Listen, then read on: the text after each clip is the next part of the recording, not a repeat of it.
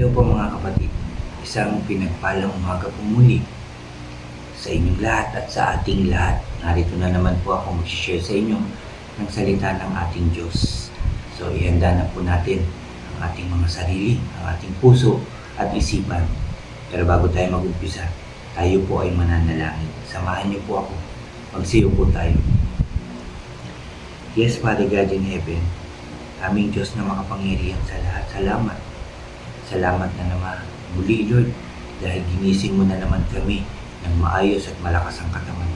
Binigyan na naman ng isang pagkakataon sa aming mga buhay upang magawa ang lahat, lalong-lalo na ang makapakinig ng iyong mga makapangyarihang salita. Salamat po, salamat po.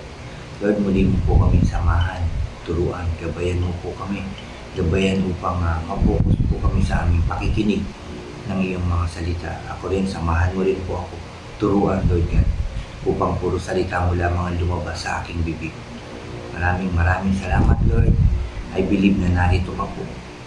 Kaya ang aming gawain ito ay magtatagumpay sa pangalan ng aming Panginoong Hesus. Muli, Lord, salamat po muli at pinupuri ka namin, pinasasalamatan. Sa tanging pangalan ng aming Panginoong Hesus, lahat tayo ay magsabi ng Amen and Amen. At ito po ang aking channel.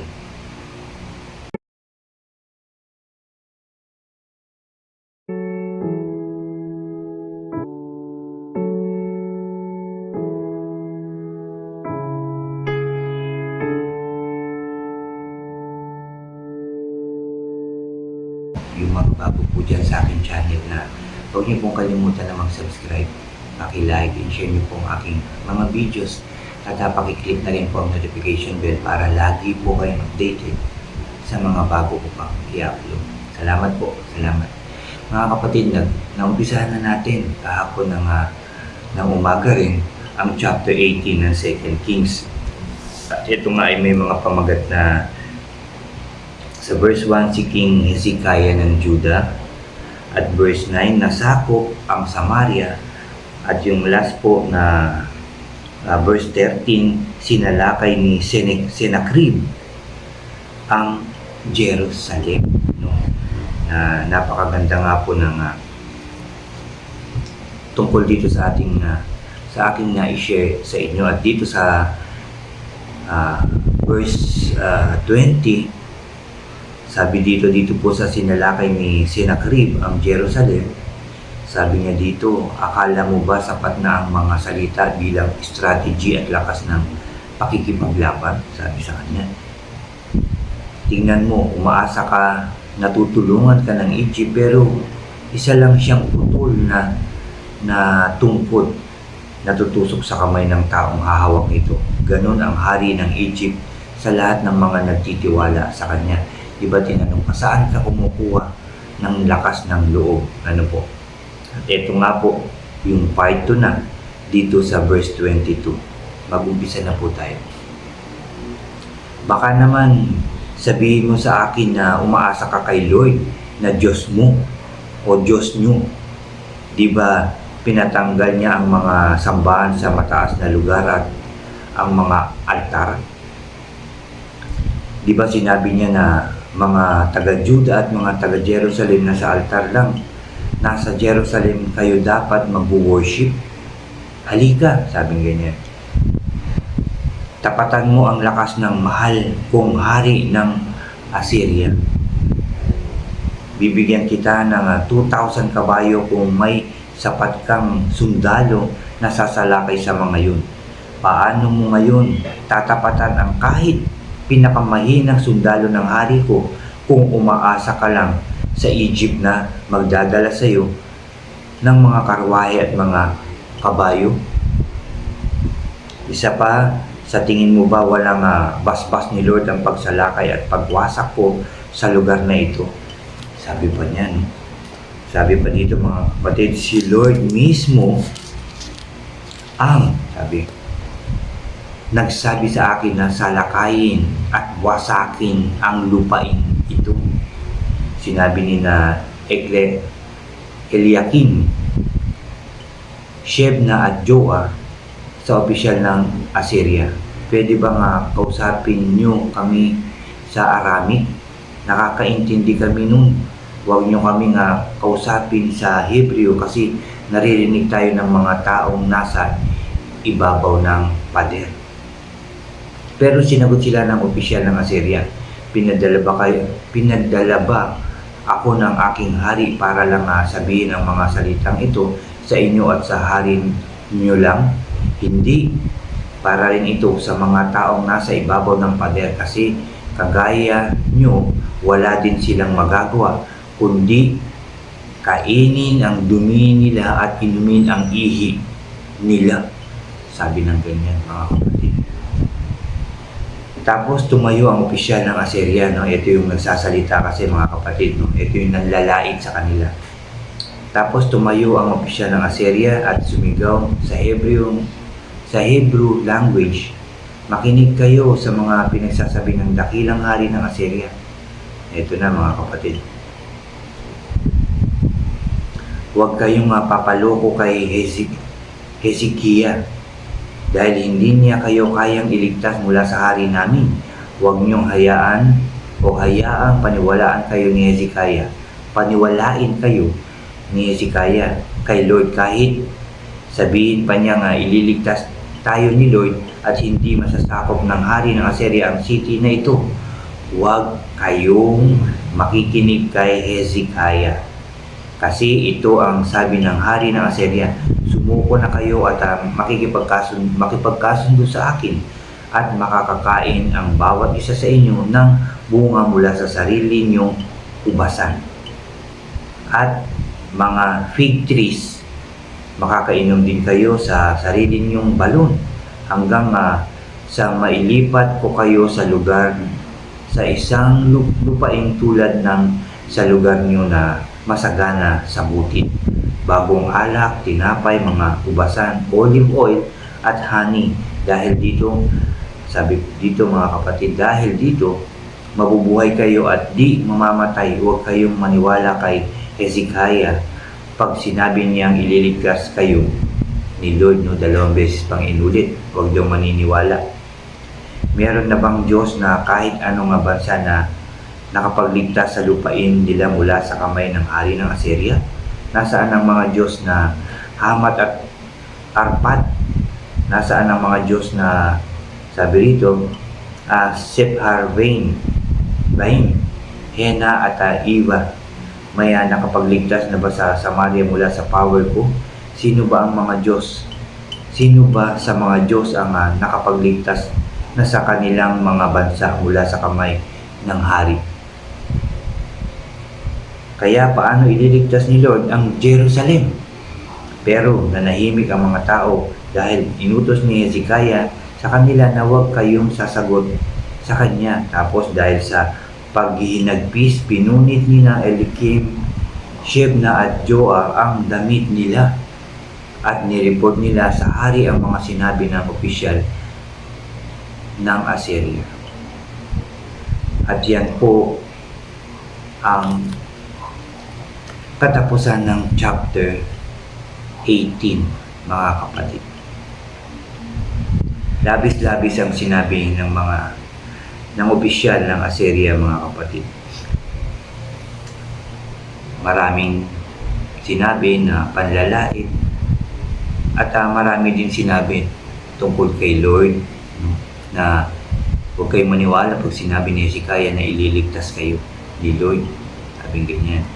No, at marami pang ibang binanggit dito, mga kapatid, para dun sa Jerusalem at kanilang hari na si Hezekiah.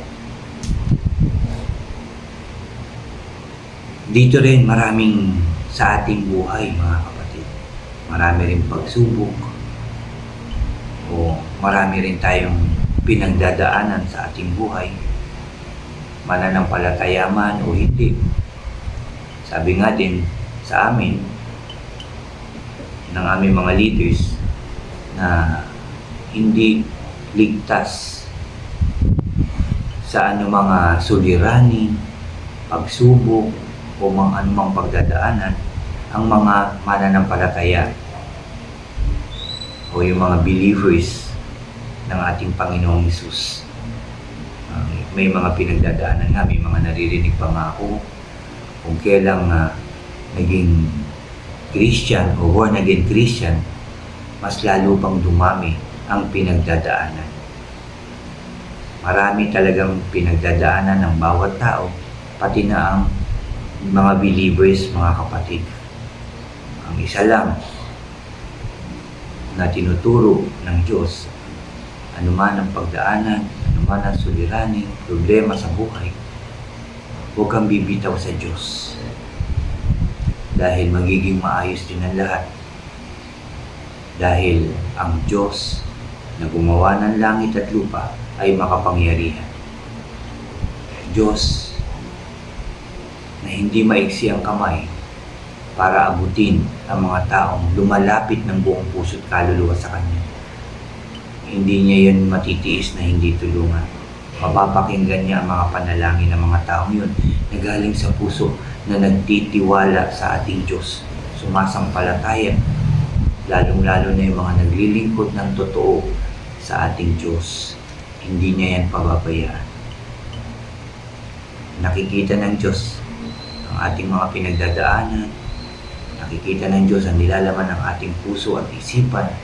Alam niya ang lahat ng pinaggagawa natin. Ito man ay nililihim o lihim, walang natatago sa ating Diyos. Pero kung tunay ka nagtitiwala sa ating Diyos, ano man ang pinagdadaanan mo ngayon, tutulungan ka niya at hindi pababayaan. Lumapit ka lang ng buong puso sa Kanya na mayroong pagtitiwala.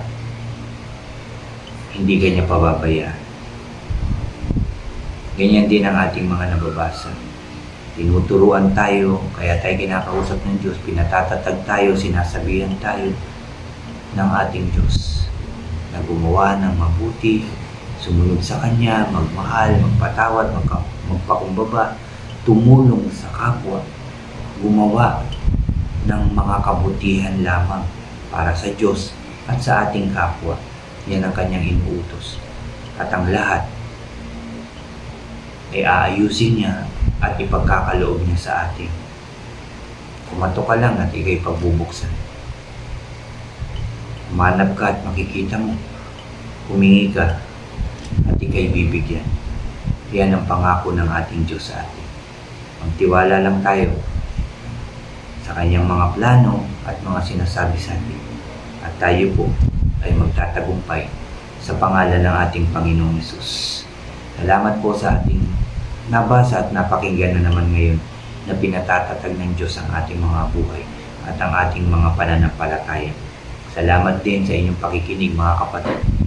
Salamat sa salita ng ating Diyos. At muli, samahan niyo po ako at muli tayong mananalangin sa ating Diyos. Magsiyo po tayo. Hallelujah. Yes, O God, aming Ama sa langit, kami po ay nakarinig at nakapagbasa na naman ng iyong mga salita. Maraming salamat po at dito muli mo kami tinuturuan na maging matatag, na sumunod at magtiwala sa iyo. Huwag naming intindihin ang mga sinasabi ng ibang tao sa amin. Ang aming intindihin lang ay ang iyong mga salita. At sinasabi mo rin, Lord God, anuman ang iba to sa amin, gantihan namin ito ng kabutihan. Huwag kami sasagot ng hindi maganda, bagpos maging malumanay kami, maging mapagmahal at mapagkumbaba. Yan ang dapat naming iganti sa mga taong nagsasalita o gumagawa ng hindi maganda sa amin. Yan ang tinuturo mo sa amin. At maging matatag kami sa aming pananampalataya. Umasa kami na sa mga oras na to, anuman ang aming suliranin at pangangailangan, ito'y ipinagkaloob mo na sa pangalan ng aming Panginoong Hesus. Maraming salamat, Lord. Maraming salamat, Jesus. Maraming salamat, Holy Spirit. Salamat po sa katagumpayan ng aming gawain ito. Dahil narito at sinamahan kami, Lord, kaya ito po ay nagtagumpay. Salamat po, Lord, for all the blessings, guidance and protection, Lord, sa pag-ayos mo ng aming buhay, aming pamilya, at bawat bansa. Magiging maayos, masaya, masagana at tagumpay ang bawat buhay ng inyong mga anak. Salamat po, Lord. Salamat, Jesus. Salamat, Holy Spirit. Salamat po. Salamat po. Lord, pinupuri ka namin, pinasasalamatan, sinasamba ka namin. Sa iyo lamang ang pinakamataas na papuri at pagsamba sa tanging pangalan ng aming Panginoong Hesus. Lahat tayo ay magsabi ng Amen and Amen. Amen po. Amen. Salamat sa ating Diyos. Alam ko, narinig ng Diyos ang ating panalangin. At kung ano man ang sinabi niyo, nakarating po yan sa inyo. At kayo'y napakinggan at ibibigay niya kung ano man ang inyo at ang ating mga panalangin sa pangalan ng ating Panginoong Hesus. God bless po sa inyong lahat at God bless po sa ating lahat.